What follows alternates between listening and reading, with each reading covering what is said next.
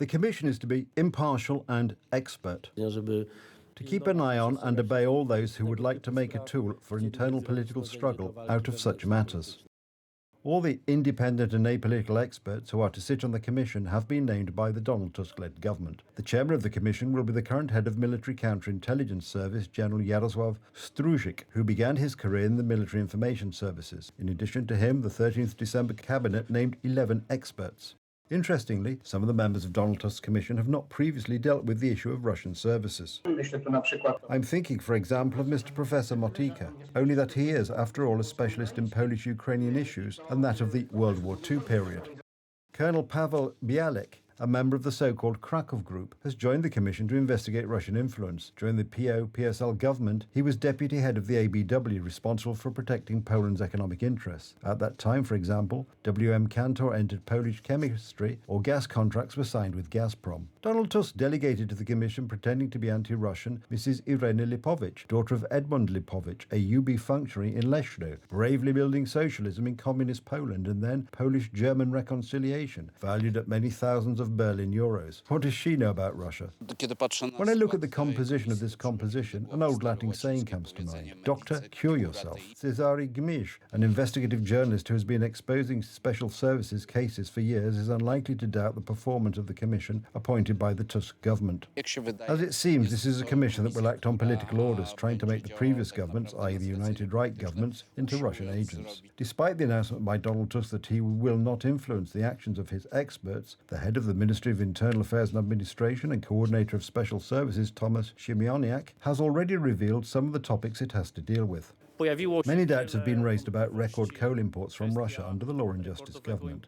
Experts are to work at the Ministry of Justice headquarters on classified documents. The question should be asked whether those who have been appointed to the Commission to investigate Russian and Belarusian influence, whether they have access to classified information, and if they do not, it should be noted that the procedure for granting such certification takes up to a dozen months. According to Donald Tusk, the report of his commission is expected to be produced within 60 days. This would include the time needed to obtain access to classified materials for experts designated by government departments. We are dealing with a composition that in part should itself be investigated for Russian influence. There are people there who were involved to some degree in the reset process with Russia.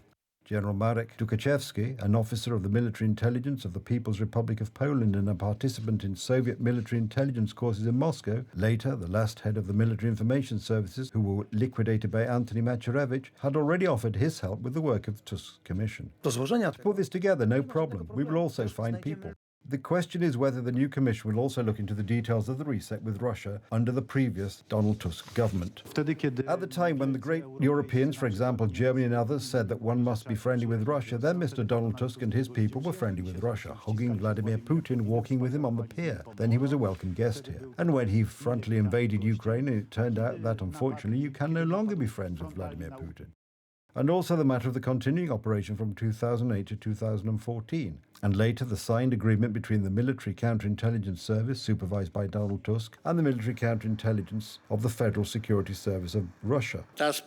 This case is so incriminating for Tusk at the moment that he is making attempts with the help of people who in the construction of cooperation with Russian special services participated.